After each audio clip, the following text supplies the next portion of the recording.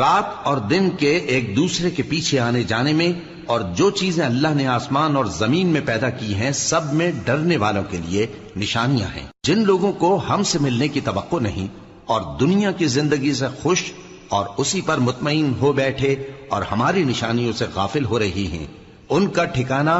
ان اعمال کے سبب جو وہ کرتے ہیں دوزخ ہے۔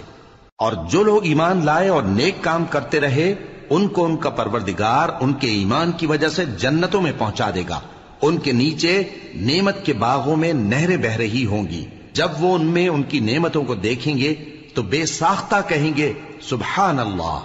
اور آپس میں ان کی دعا سلام علیکم ہوگی، اور ان کا آخری قول یہ ہوگا کہ اللہ رب العالمین کی حمد اور اس کا شکر ہے۔